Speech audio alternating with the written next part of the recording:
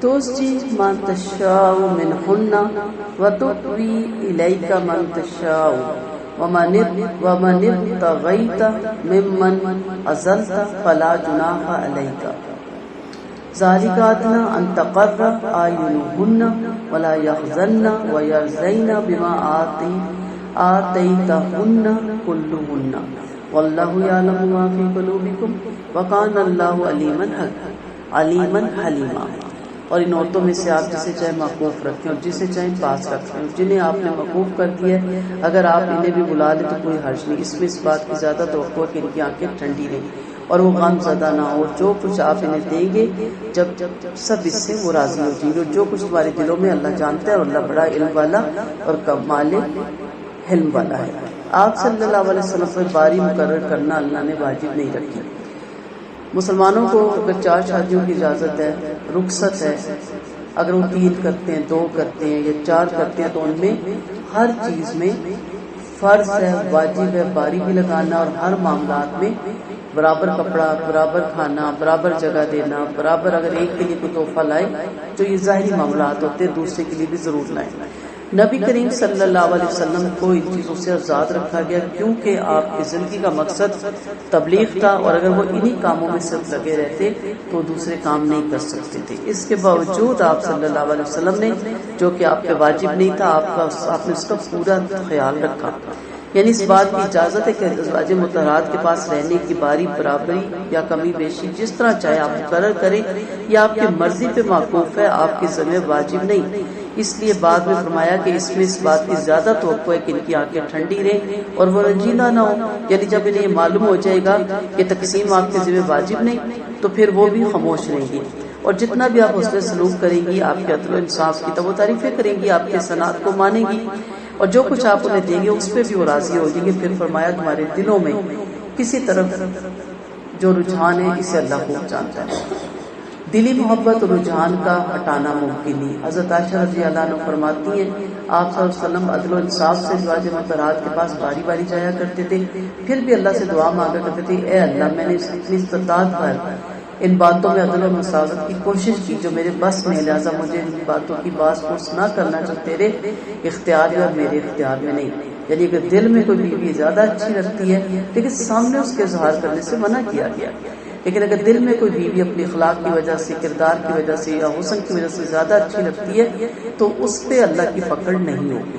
لیکن اگر اظہار کرے اور ہر وقت دوسری کو کہتے رہے وہ مجھے بہت اچھی لگتی ہے، وہ زیادہ خوبصورت ہے، اور وہ تم سے زیادہ سگڑ ہے، وہ زیادہ اچھی ہے، تو یہ چیز پھر اللہ کو پسند نہیں۔ لیکن دل کے معاملات پہ اللہ تعالیٰ نہیں پکڑیں گے۔ اس کے نبی کریم صلی اللہ علیہ وسلم فرمایا کرتے تھے اللہ تعالیٰ میرے دل کے رجحان میں میری پکڑ نہ کرنا۔ ان عورتوں کے بعد اور عورتیں آپ کے لیے حلال نہیں، نہ ان کے بدلے اور عورتوں کو لے آنا حلال ہے، گویا آپ کو ان کا حسن اور جمال بھاتا ہو سوائے آپ کی لوڑیوں کے، اور اللہ جس کا پورا پورا نگہبان ہے۔ آپ صلی اللہ علیہ وسلم کے پاس جتنی ازواج تھی اس کے بعد آپ کے لیے ہمیشہ کے لیے یہ پابندی تھی کہ جب تک آپ کی باقی زندگی اب آپ کو نکاح نہیں کر سکتے۔ تو یہ آپ صلی اللہ علیہ وسلم کے لیے فرض ہو گیا تھا، اور مسلمانوں کے لیے چھوٹ تھی کہ وہ جب چاہے 4 عورتیں رکھ سکتے ہیں، اور کوئی 5ویں پسند آئے تو ایک کو طلاق دے کے وہ 5ویں کر لیتے تھے۔ لیکن آپ صلی اللہ علیہ وسلم کی جو عورتیں جنہیں غریبی میں، تنگی ترشی میں آپ کے ساتھ رہنے کو اہمیت دی تھی، اور امت کی مائیں بھی تھی، اس لیے اب کسی اور کے نکاح میں جا بھی نہیں سکتی تھی، تو اللہ کے نبی کو پھر پابند کر دیا گیا کہ اس کے بعد وہ کسی اور عورت سے نکاح نہیں کریں گے۔ ہاں اس وقت تک لونڈیوں کی اجازت تھی کہ لونڈیوں کے ساتھ اگر وہ نکاح کرنا چاہے تو وہ اجازت ہے، لیکن اب وہ خاندانی عورت یعنی اپنی عورتوں کے علاوہ کسی اور سے شادی نہیں کر سکے گی۔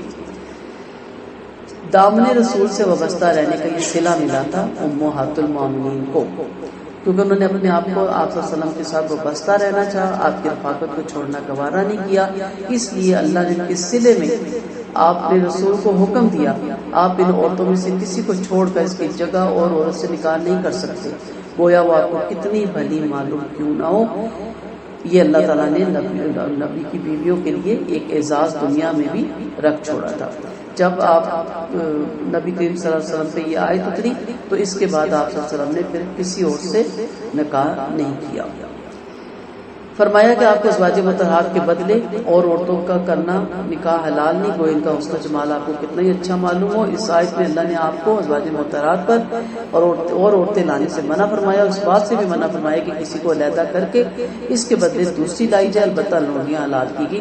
ابو ہریرہ فرماتے ہیں ایت جہالت میں تبادلے کی یہ صورت تھی کہ ایک شخص کہتا تھا میری عورت سے اپنی عورت بدل لو، یعنی تم اسے چھوڑ دو میں کر لوں گا، میں اسے چھوڑ دیتا ہوں تم کر لو۔ پھر اللہ نے یہ آیت اتاری کہ اس قسم کی باتیں نہ آپ کی حلال ہے اور نہ ہی کسی اور مسلمان کے لیے حلال ہے۔ یا ایھا الذین آمنوا لا تدخلوا بیوت النبی الا ان یؤذن لکم الی طعام غیر ناظرین اناہ۔ اب یہاں ایک اور ادب آپ کو سکھایا جائے گا، اے ایمان والو تم نبی کے گھروں میں داخل نہ ہو جایا کرو اور کھانے کے لیے بھی اجازت لے کر جایا کرو، پہلے سے جا کر مت بیٹھا کرو، اس کے پکنے کا انتظار کرو، بلکہ جب تم کو بلایا جائے تو جاؤ، جب کھا چکو تو چلے آؤ، اور نہ وہاں باتوں میں مصروف ہو جایا کرو۔ یقین مانو تمہارا یہ کام نبی کو تکلیف پہنچاتا ہے اور وہ تم سے شرم کرتے ہیں اور لحاظ میں کچھ نہیں کہتے، اور اللہ حق بات میں کسی کو نہیں شرماتا۔ جب تم مومنین سے کوئی چیز مانگو تو ان سے پردے کے پیچھے سے مانگا کرو، اس میں تمہارے لیے ان کے دلوں کی پاکیزگی، اور تمہیں یہ لائق نہیں کہ اللہ کے رسول کو ستاؤ، اور نہ تمہیں یہ لائق ہے کہ آپ کی بیویوں سے آپ کے بعد کسی وقت بھی کوئی نکاح کرے۔ یقین مانو تمہارا یہ فعل اللہ کے نزدیک بہت بڑا بھاری گناہ ہے۔ تم کسی چیز کو ظاہر کرو یا چھپاؤ، اللہ ہر چیز کو خوب جاننے والا ہے۔ شان نزول، یہ پردے کی آیات ہے۔ شان نزول میں تو پتہ چلتا ہے کہ نبی کریم صلی اللہ علیہ وسلم نے نکاح کیا، نکاح کے وقت لوگوں کو انوائٹ کیا۔ یہ واقعہ ذی القعدہ 5 ہجری کا ہے۔ آپ کا نکاح آسمانوں پہ زینب بنت حجج سے ہوا تھا، اور لوگ آئے اور جا نہیں رہے تھے، دیر ہو گئی تھی، اور آپ بار بار چاہتے تھے کہ جائیں اور میں اپنی بیوی کے پاس جاؤں، اور بار بار آپ اٹھ کے ادھر ادھر پھرنے چلے جاتے تھے، واپس آتے تھے وہ وہیں ہوتے تھے۔ آخر کار جا کے انہوں نے کہیں وہاں سے نکلے، اور انس فرماتے ہیں کہ سب جب چلے گئے تو میں آپ کے ساتھ اندر جانے لگا تو آپ نے میرے اور اپنے درمیان پردہ گرا دیا، اور اس کے بعد یہ آیت ہوتی ہے کہ بیوی کے گھر نبی کے گھروں میں اس طرح اوپن نہیں جانا، اور جو کچھ بھی مانگنا ہے وہ بھی پردے کے پیچھے سے مانگنا ہے، یعنی پردہ فرض ہو گیا تھا ازواج مطہرات پہ بھی۔ یہ تو اس کا شان نزول تھا۔ اب اس کا جب آپ ضمنی لیتے ہیں، عام لیتے ہیں، تو ہر ایک مسلمان کے گھر میں، ہر ایک دیندار کے گھر میں بغیر اجازت کے داخل نہیں ہوا جائے گا، اور اگر کوئی انوائٹ کرے گا، جیسے ہم لوگ افطاریاں کرتے ہیں، دعوتیں کرتے ہیں، ہمیں بھی لوگ انوائٹ کرتے ہیں، تو ایک اصول بتایا گیا، ایک طریقہ بتایا گیا کہ یہ نہیں ہے کہ رات کا کھانا ہے اور آپ 5 بجے چلے جائیں کہ گپ شپ ماریں گے۔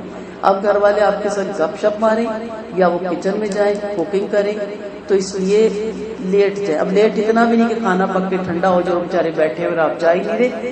کھانا پکنے سے جیسے ایک اندازہ ہوتا ہے، آدھا گھنٹہ پہلے آپ پہنچے تاکہ وہ بھی پوری طرح تیاری کر کے رکھیں، انہیں بھی بھاگ دوڑنا بچے، اور جب آپ کھا بھی چکے تو گپ شپ مارنے کے لیے دیر تک نہ بیٹھے۔ ہوتا کیا، دوپہر کی دعوت ہوتی ہے اور لوگ نکلتے لگتے شام کے 6-7 بجا دیتے ہیں۔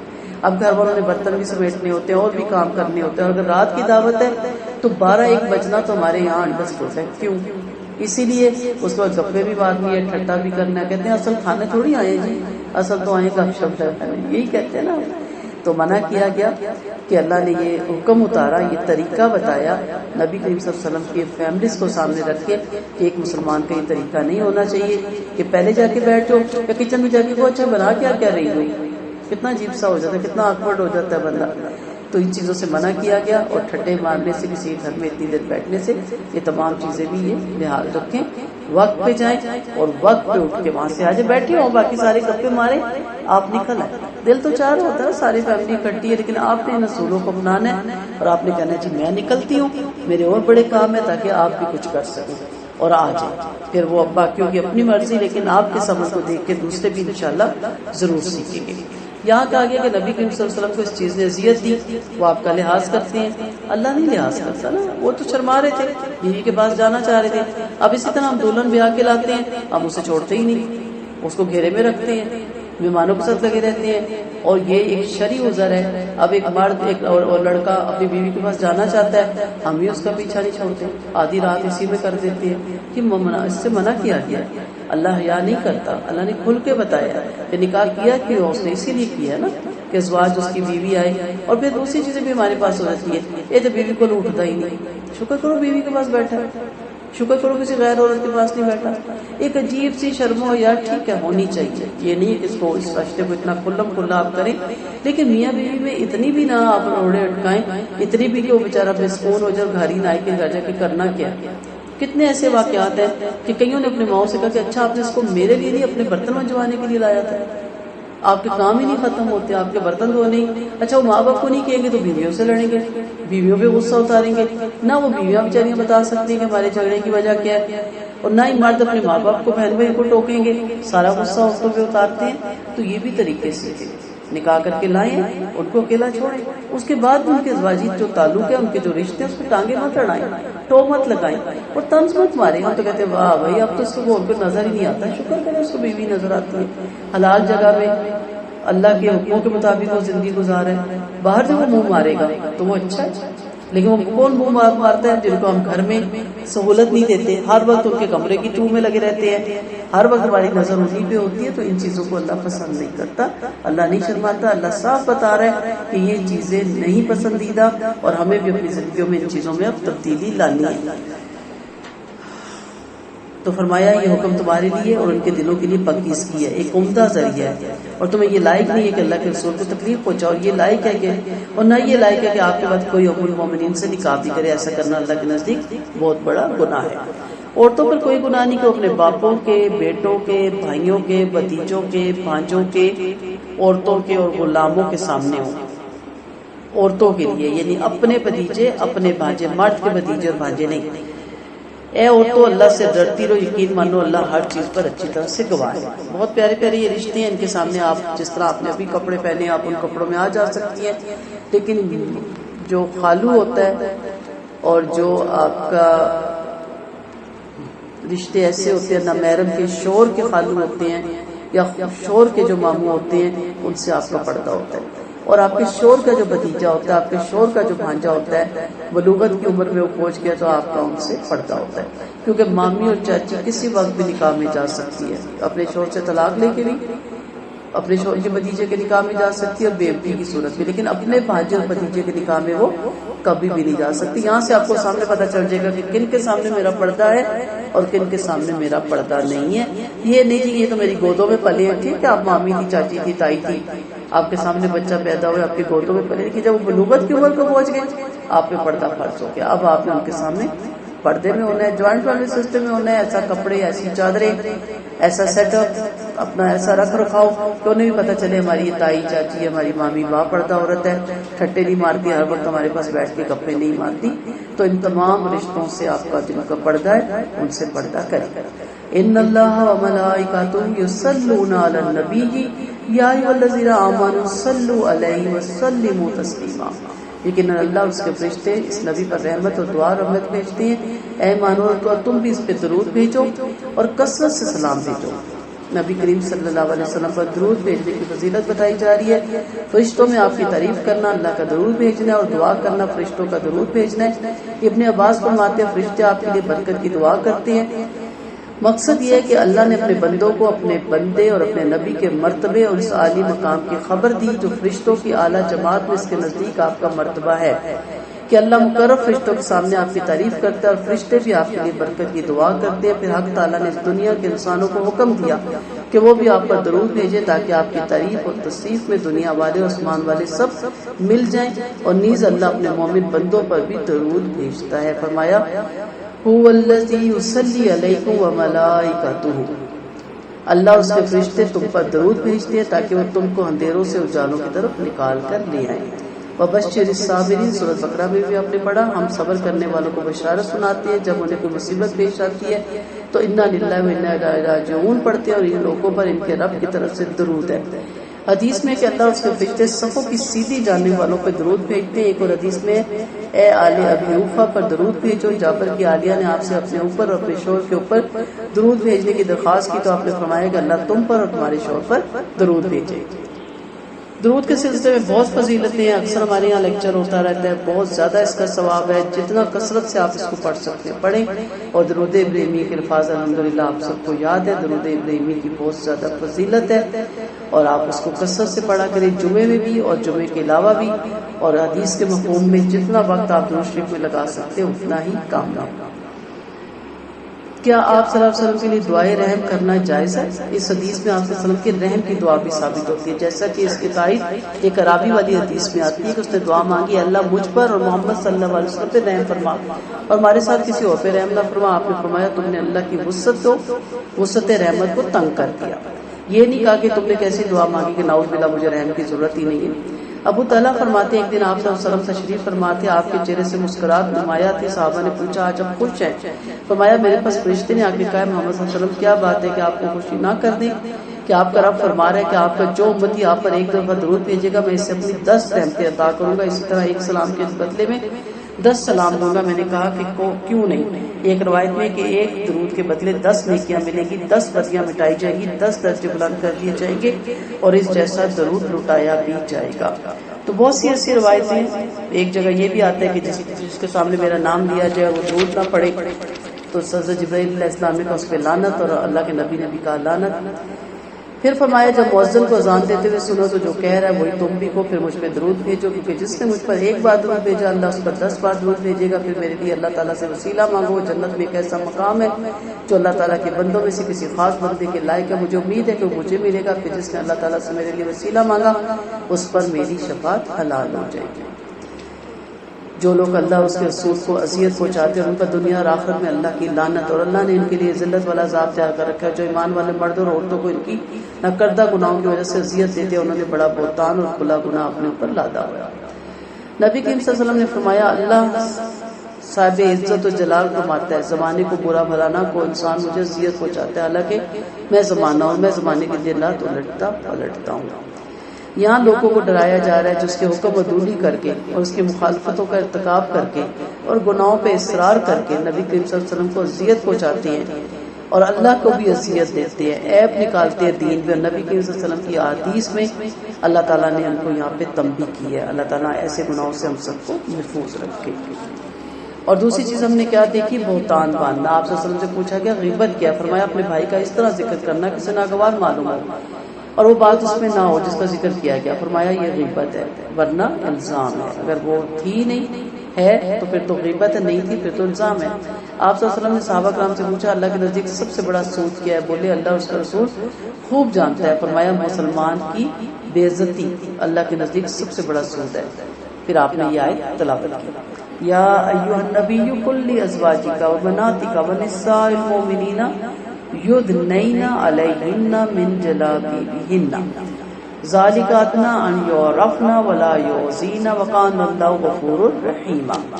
یہاں پہ پردہ کرنے کا طریقہ بتایا جائے۔ اے نبی صلی اللہ علیہ وسلم اپنی بیویوں سے، بیٹیوں سے، مسلمانوں کی خواتین سے فرما دیں کہ وہ اپنی چادروں اپنے اوپر لٹکا لیا کریں، اس سے آسانی سے ان کی پہچان ہو جایا کرے گی، پھر یہ ستائی نہ جائے گی۔ اور اللہ بڑی بخشنے والا اور کمال مہربان ہے۔ منافق اور وہ جن کے دلوں میں بیماری ہے باز نہ آئے، اور مدینہ کے وہ لوگ بھی جو غلط افواہیں اڑا رہے ہیں تو ہم آپ کو ان پر مسلط فرما دیں گے، پھر وہ کچھ دنوں میں ہی آپ کے ساتھ شہر میں رہ سکیں گے۔ وہ پٹکارے ہوئے ہیں، جہاں مل جائیں گے پکڑ لیے جائیں گے اور خوب مار پیٹا جائے گا۔ اور یہ اللہ کا وہ دستور ہے جو ان سے پہلے لوگوں میں بھی جاری رہا، اور آپ اللہ تعالیٰ کے دستور میں کبھی رد و بدل نہیں پائیں گے۔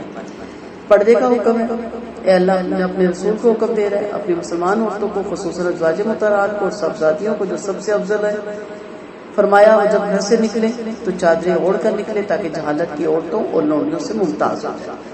جہالت میں کیا ہوتا تھا کہ لوگ سڑکوں پہ کھڑے ہوتے تھے، کوئی لونڈی گزرے اسے چھیڑ چھاڑ کرنا، سیٹی مارنا، ہاتھ لگا دینا، پتا تھا لونڈی ہے، آزاد نہیں ہے، اسے کوئی پیچھے کوئی پوچھنے والا نہیں، اور ان کا کام بھی یہ ہوتا تھا گھر گھر پھرنا۔ کچھ مالی تو اپنی لونڈیوں کو اس کام کے لیے بھی رکھتے تھے کہ وہ جا کے مردوں کے ساتھ راتیں گزارے اور پیسہ کما کے لائیں، جو ہم نے پیچھے آیتیں پڑھی کہ کہا کہ ان کو مجبور نہ کیا جائے، اگر انہیں وہ نہ چاہتے ہوئے مجبور کیا گیا تو اس کا گناہ ان کے اوپر پھر نہیں ہوگا، ان کے مالکوں پہ ہوگا۔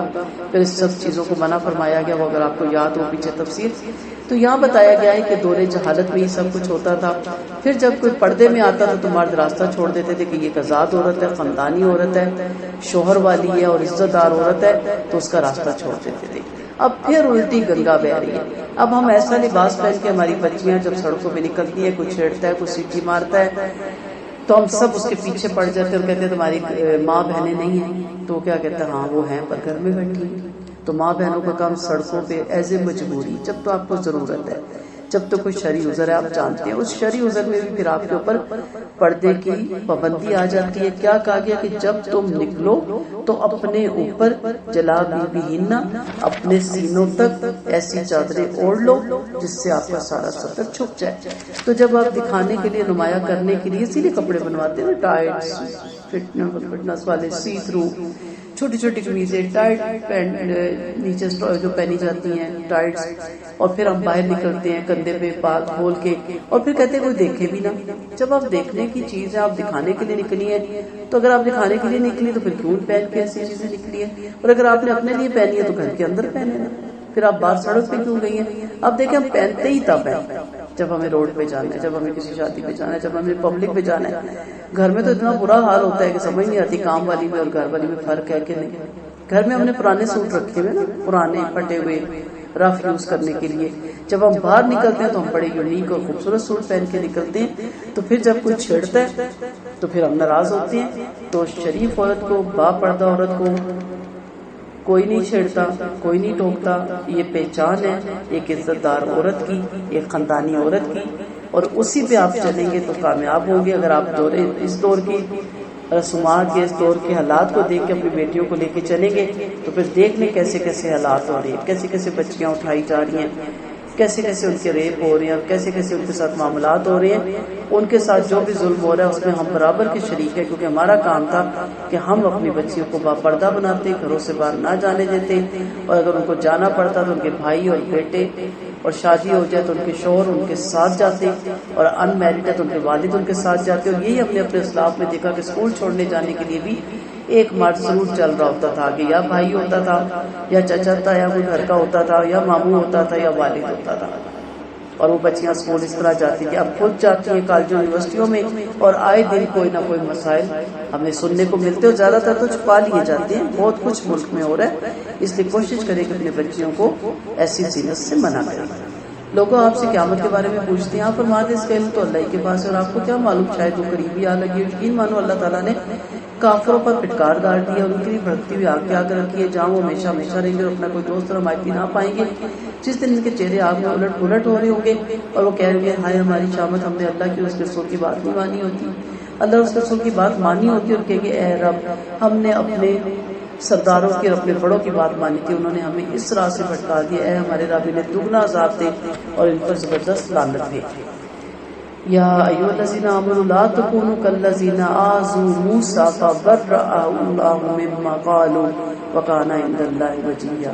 اے ایمان والو، ان کی طرح نہ ہونا جنہوں نے موسیٰ کو تکلیف پہنچائی تھی، پھر اللہ نے انہیں ان کے الزام سے بری کر دیا، اور وہ اللہ کے نزدیک عزت والے تھے۔ بہت سے واقعات ہیں، ایک جگہ پتہ چلتا ہے آپ صلی اللہ علیہ وسلم کی حدیث سے کہ موسیٰ علیہ السلام شرمیلے تھے، اپنے پردے کی حفاظت کرتے، مرد بھی حیادار ہوتا ہے نا۔ تو ایک دفعہ یہودیوں نے ان پہ الزام لگایا کہ آپ کو برس کی بیماری ہے، یا آپ کے جسم پہ کوئی ایسے داغ ہے جس کی وجہ سے آپ اپنے آپ کو چھپاتے ہیں۔ آپ ایک دفعہ نہا رہے تھے، جس پتھر پہ آپ نے کپڑے رکھے وہ پتھر آپ کے کپڑے لے کے بھاگ کھڑا ہوا، آپ پتھر کے پیچھے بھاگے اور پبلک میں آگے لوگوں نے دیکھا کہ آپ بہت خوبصورت ایک انسان تھے، آپ کا جسم بھی بے عیب تھا، کوئی اس پہ داغ نہیں تھا۔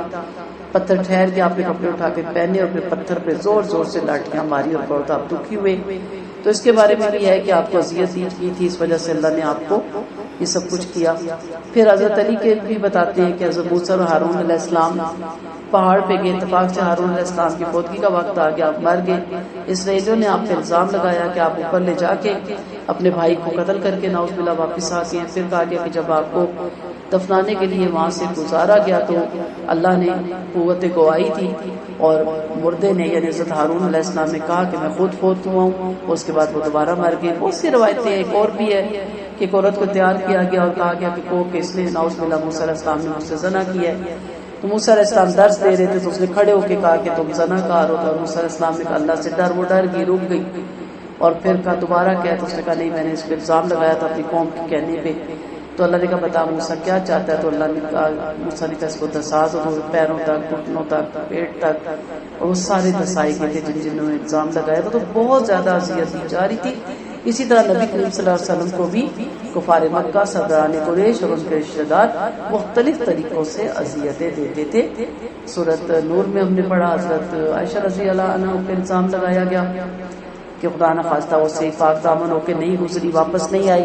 پھر جب حضرت زینب سے آپ کا نکاح ہوا پھر الزام لگایا گیا کہ آپ نے زائد رضی اللہ عنہا کو مجبور کیا ہے اور نعوذ باللہ آپ کا ان پہ دل آ گیا تھا. یعنی ایسی ایسی باتیں کی کرتے تھے. اور آج بھی جو مخالف میں ہے نبی کریم صلی اللہ علیہ وسلم کی ایسی کتابیں اور ایسی چیزیں لکھتے رہتے ہیں، اللہ تعالیٰ ہی ان پہ اپنا ان کی گردنوں پہ اپنا ہاتھ رکھے گا. پھر اسی طرح آپ صلی اللہ علیہ وسلم نے جب مال غنیمت کی تقسیم کی تو اس وقت بھی لوگوں نے کہا آپ نے تقسیم میں انصاف نہیں کیا. یہ بات بھی نبی کریم صلی اللہ علیہ وسلم کو بہت دکھ دے گی. آپ کا چہرہ سرخ ہو گیا. آپ نے فرمایا اللہ حضرت موسیٰ پہ رحم فرمائے، انہیں اس سے بھی زیادہ دکھ دیا گیا مگر آپ نے صبر کیا. تو یہ ساری باتیں آ جاتی ہیں. اور اسی طرح اس میں وہ تمام ہستیاں، وہ تمام بزرگان دین، وہ تمام آپ کے علماء، وہ تمام ان کے استاذہ جن کی ہم جا کے انسلٹ کرتے ہیں. بچہ فیل ہو جائے تو کہتے کیا پڑھاتے رہیے، کس چیز کی آپ فیس لیتے رہے، کس لیے ہم آپ کو فیس دیتے رہے. انسلٹ ہوتی ہے استاد کی. ماں باپ کو ہم کھڑے ہو کے کہتے کیا ہمارے لیے کیا، کیا ہمارے لیے بنایا، دنیا اتنا کچھ بناتی ہے آپ کیا کرتے رہے. یہ ان کو دکھ پہنچاتی ہے یہ چیزیں. ہر وہ رشتہ جو آپ کے لیے کھپا ہے، جس نے آپ کے لیے عمریں لگائی ہیں، زندگیاں لگائی ہیں، کون چاہتا ہے اپنا کام ہو؟ کوئی استاد چاہتا ہے آپ فیل ہو؟ اس کی انسلٹ ہے اگر آپ اس کی کلاس فیل ہوگی. کوئی ماں باپ چاہتے ہیں کہ آپ ناکام ہو؟ لیکن سارا مدعا اپنی نالائکی کا یا اپنی قسمت میں جو اللہ نے نہیں رکھا تھا اس کا سارا مدعا اپنے ماں باپ پہ یا استاد پہ ڈال دینا، یا شور کو ہر وقت کرٹیسائز کرنا کہ تمہارے ساتھ تو مجھے خیر ملا نہیں، تمہارے ساتھ تو آ کے میرے غربت ہی کاٹی. اس طرح کی باتیں اذیت دیتی ہیں. کسی کو اذیت مت دے، اللہ تعالیٰ کو یہ پسند ہے. اسی لیے کہا گیا یا ایھا الذین آمنوا اتقوا اللہ وقولوا قولا سدیدا. اے ایمان والو اللہ سے ڈر جو سیدھی اور صحیح بات کو. یوسف علیہ السلام نے کیا کہا تھا اپنے بھائیوں کو کہ تمہارے اور ہمارے درمیان شیطان نے جدائی ڈالی، شکر اس رب کا جس نے مجھے قید خانے سے باہر نکالا. یوسف علیہ السلام کے واقعے میں بہت ہی امپریس والی چیز ہے، لیکن سب سے زیادہ جو مجھے چیز امپریس کرتی ہے کہ ان بھائیوں کو سیٹل کرنے جنہوں نے آپ کو کنویں میں گرایا تھا، اپنے باپ سے جدا کروایا تھا. یہ ظرف ہونا چاہیے کہ جو آپ کے ساتھ برائی کرے، جو آپ کے لیے ایسے اسباب کرے کہ آپ کو موت کے حوالے کر دے، آپ جب اقتدار میں آئیں، جب آپ سیٹل ہو تو آپ اس کے ساتھ نیکی کریں. جیسے ایک باپ نے اپنے بچوں کو کہا نا سارے جاؤ کوئی ایسا کام کر کے میرے پاس بہت قیمتی ہیرا ہے میں اس کو دوں گا. سارے باپ صاحب بڑی بڑی انہوں نے پلاننگ بتائی، ایک خاموش بیٹھ رہا. کہا تم نے کچھ نہیں کیا؟ کہا نہیں ٹائم ملا. کیا کرتے رہے؟ کہتا نکلا میرا دشمن تھا، وہ نشے میں دھت تھا اور وہ کھائی کے قریب تھا. میں ایک کک مارتا اور وہ کھائی میں چلا جاتا، میری جان ہی چھوڑ جاتی. میں نے سوچا اس کے بیوی بچے ہیں، مر جائے گا تو ان کا کیا بنے گا. میں نے منہ لپیٹا کہ مجھے پہچانے بھی نہ، اس کو شرمندگی بھی نہ ہو. میں نے وہاں سے اس کو گھسیٹا، کندھے پہ ڈالا، وہ اس کے گھر گیا اور اندر اس کے گھر میں اس کو چھوڑ کے واپس آیا. تو ٹائم نہیں بچا تو اس کے باپ نے کہا تم ہیرے کے قابل ہو، اس ہیرے سے ڈیزرو کرتا ہے کہ یہ ہیرا تمہیں دیا جائے. یہ بہت بڑے ظرف کی بات ہوتی ہے کہ دشمن کے ساتھ بھلائی، اور وہ بھی منہ چھپا کے کہ دشمن دیکھ کے کل شرمندہ بھی نہ ہو آپ کے سامنے کہ میں اس کے ساتھ کیا کرتا رہا اور یہ میرے ساتھ کیا کرتا رہا. تو یہ جو زبان کا ہے نا نقصان یہ بہت زیادہ ہے. اس لیے کیا کہا گیا بہترین بات کریں، سلیقے سے بات کریں، اپنا نصیب سمجھیں. اگر ماں باپ کہنا کہ بیٹا ہم آپ کے لیے کچھ نہیں بنا سکے، کہ آپ نے ایسے کیسے سوچا؟ آج میں جس جگہ کھڑا ہوں، جس مقام پہ کھڑا ہوں آپ ہی کی وجہ سے کھڑا ہوں. آپ نے مجھے ویلیوز دی ہیں، آپ نے مجھے تعلیم دی ہے، آپ نے مجھے عقل دی ہے، سمجھ دی ہے، آپ نے مجھے بہتر بنایا. اپنی ہر خوبی کو، اور اس میں کوئی شک بھی نہیں، ثواب اپنے ماں باپ کی طرف منتقل کریں. ماں باپ نے نہ ڈالی ہو تو آپ کے اندر خوبیاں نہیں آتی. استاد کو بھی ہمیشہ اپریشیٹ کریں کہ آپ نے اتنی محنت کی. کبھی ہوا کہ سال چینج ہوا اور آپ نے لیٹر لکھا ہو کہ شکر آپ نے اتنی محنت کی، آپ نے اتنا ہمارے بچوں پہ وقت لگایا، اللہ تعالیٰ آپ کو اس کا بہترین اجر دے. ہم کہتے ہیں تو فیس کس چیز کی لکھتی؟ انسلٹ، ہر وقت انسلٹ. تو اچھا زبان، اچھا قول، اچھی بات مردہ دل کو زندگی دے دیتا ہے. آپ کی اچھی بات آپ کی زندگی سنوار دیتا ہے، اگلے کی بھی زندگی سنوار دیتا ہے. مایوسی سے انسان نکل کے زندگی طرف آ جاتا ہے. اپریشیٹ کرنے سے انسان کے اندر سوئی ہوئی صلاحیت جاگ جاتی ہے. اس لیے کہا یصلح لکم اعمالکم ویغفر لکم ذنوبکم. آپ کے اعمال درست ہو جائیں گے، اصلاح ہو جائے گی، آپ کے کام سنور جائیں گے، اللہ آپ کو بخش دے گا آپ کے گناہوں سے. ومن یطع اللہ ورسولہ فقد فاز فوزا عظیما. بڑی کامیابی تو اسی کو حاصل ہوتی ہے جو اللہ اور اس کے رسول کی اطاعت کرتے ہیں. ہم نے آسمان و زمین پر اور پہاڑوں پر یہ امانت پیش کی، لیکن انہوں نے اس کے اٹھانے سے انکار کر دیا، اس سے ڈر گئے اور انسان نے اس کو اٹھا دیا کیونکہ وہ بڑا ظالم اور بڑا نادان ہے. تاکہ اللہ منافق اور مشرک مردوں اور عورتوں کو عذاب میں مبتلا فرمائے اور مومن مردوں اور عورتوں کو رجوع فرمائے. اللہ بڑی بخشنے والا اور کمال مہربان ہے. انسان نے یہ بار امانت اٹھا لیا. اللہ تعالیٰ ایک ضمنی سی بات ایک مثال سے سمجھا رہی ہے کہ جب اللہ نے اپنی مخلوق پیدا فرمائی تو انسانوں کو، جنوں کو، آسمانوں کو، زمینوں کو اور پہاڑوں کو جمع کیا. پھر پہلے تو امانت آسمانوں پہ پیش کی اور اللہ تعالیٰ نے ان سے فرمایا کہ تم اس کو قبول کرتے ہو، میرے ذمہ اس میں جنت کا ثواب ہے اور تم پر اور بھی اپنے بہت سے فضل و کرم کروں گا. بولے اے رب ہم میں یہ طاقت نہیں، نہ ہم اسے اٹھا سکیں گے، ویسے ہم تیرے اطاعت گزار رہیں گے. پھر زمین پر پیش کیا گیا، تم اسے قبول کرتی ہو، تمہیں میں بزرگی دوں گا، فضیلت دوں گا. انہوں نے جواب دیا اے ہمارے رب ہم ان پر صبر نہ کر سکیں گے، یہ ہماری طاقت سے باہر ہے، ہم تیرے متی اور فرمانبردار رہیں گے، تیرے حکم کو ٹالنے والے نہیں. پھر آدم کو قریب بلا کر کہا تم یہ امانت اٹھاتے ہو اور اس کی صحیح سے نگہداشت کا اقرار کرتے ہو. آدم نے پوچھا اگر میں اسے اٹھاؤں گا تو میرے لیے کیا ہے؟ فرمایا اے آدم اگر تو صحیح سے اطاعت کی اور امانت کا پورا حق ادا کر دے گا تو تیرے لیے میرے پاس بزرگی، فضل، جنت اور بہت سا ثواب ہے. اگر نافرمانی کرے گا، اس کی نگہداشت کا حق نہیں کرے گا، برے کام کرے گا تو سزا ملے گی اور جہنم کی آگ میں ڈال دیا جائے گا. بولا اے رب میں تیار ہوں اور اس کے اٹھانے پر راضی ہو گیا. اللہ تعالیٰ نے ان سے فرمایا کہ میں نے بار امانت تمہارے کندھوں پہ رکھ دیا. اسی بات کو یہاں فرمایا گیا کہ امانت کو انسان نے اٹھا لیا، لیکن اٹھانے کے بعد وہ کیا کرتا ہے؟ انہ کان ظلوما جہولا، اتنی زبردست امانت اٹھائی ہوئی ہے جس کو سنبھالنے کے بعد، یعنی امانت دار کو اس کی امانت ایز اٹ واپس کر دینے کا رزلٹ کیا ہے؟ اللہ کی دی ہوئی امانت کی آنکھیں کس لیے دی، کان کس لیے دی، زبان کس لیے دی، ہاتھ کس لیے دیے، دولت، مال، آپ گنتے چلے جائیں، ایز اٹ اسی طرح اس کے آلہ والے واپس کریں. قلب سلیم دیا، قلب سلیم ہی لے کے جائیں. سالم دل جس میں اس کی محبت بستی ہو. قلب منیب بھی لے کے جائیں جو پلٹ پلٹ کے دکھ میں، سکھ میں، تنگی میں، ترشی میں، بڑے بڑے حادثات میں بھی پھر وہ کتب نما کی سوئی کی طرح ادھر ہی چلا جاتا. لوگ آپ کو ہلائیں، رلائیں، ستائیں، آپ پھر ادھر ہی چلے جائیں. میرا رب ہے نا، مصیبتوں سے کہہ دو کہ تم بڑی نہیں ہو، میرا رب بڑا ہے. تو یہاں کیا کہا گیا؟ جیسے میں ہمیشہ مثال سے کہتی ہوں، میں آپ کو پین دیتی ہوں، آپ اس سے لکھیں، آپ لکھیں گی تو میرے صدقہ جاریہ بنے گا. آپ توڑ مروڑ کے میرے سامنے رکھ دیں تو میں تو پریشان ہو جاؤں گا، نیکسٹ تو کبھی نہیں دوں گی، کیونکہ میں کہوں گی میں نے تو اس لیے دیا تھا، آپ کے دے دیا تو میری مرضی، میرا پہلے میں جو مرضی کروں. بچے کہتے ہیں نا، میں اپنی بیٹی سے کہتی ہوں بیٹا اتنا پیارا بیگ ہم لائی ہے، اب اس کا کیا اشر کرے تو آگے کہتی ماما میرا بیگ ہے، میں جو مرضی کروں. پھر میں اس کو سمجھاتی ہوں کہ بیگ آپ کا ہے لیکن اس کی بھی پکڑ ہے، اس کا بھی اللہ پوچھے گا کہ آپ کے پاس وہ خوبصورت بیگ تھا جو کسی اور کے پاس نہیں تھا، آپ نے اس کا حشر کیا کیا. تو آپ کے پاس صلاحیت ہے، وقت ہے، دولت ہے، مال ہے، آپ کے پاس وہ کچھ ہے جو دوسروں کے پاس نہیں ہے، ایز اٹ واپس کیے تھے. اللہ یہ وہ آنکھیں جو ان جگہوں پہ پڑی جس پہ آپ کا حکم تھا، یہ وہ کان انہوں نے وہی سنا جس نے آپ کو، جس کا آپ کو حکم دیا تھا. ان ہاتھوں نے وہی کیا، ظلم نہیں کیا، برائی کے کام نہیں کیے، قدم ادھر ہی بڑھے جس طرح تو نے بڑھانے کا حکم دیا تھا. اس کی امانت اس کے ساتھ اسی طرح سپورٹ کر دے تو جنت الفردوس کے اعلیٰ درجے پائیں. اور اگر اس کی امانتوں میں آپ خیانت کریں گے، توڑ پھوڑ کے رکھ دیں گے. باڈی کو دیکھ لینا، شراب پینے سے کیا ہوتا ہے؟ گردے ختم، جگر ختم. یہ تو دنیاوی نقصان ہے نا، انسان کی عمر کم ہو جاتی ہے. تو آخرت میں کتنا عذاب ہے، سود کھانے کا کتنا نقصان ہے. تو کہا کہ انسان نے اٹھا تو لیا لیکن ظلم جہولا، ظلم بھی کرتا ہے اور بہت ہی جاہل ہے. تو اس جہالت سے اب ہم نے اپنے آپ کو بچانا ہے. ابن عباس فرماتے ہیں امانت سے مراد فرائض ہے.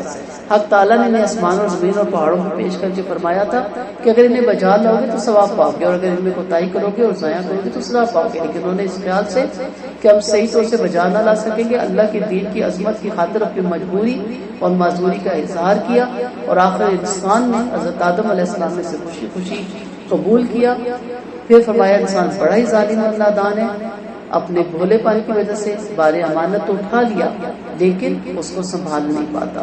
تو کوئی مشکل نہیں ہے کوئی اس میں، بلکہ دنیا میں بھی اس امانت کو سنبھالنے کا آپ ہی کو فائدہ ہے اور آخرت میں تو جنت الفردوس کے اعلیٰ درجے انشاءاللہ ملیں گے.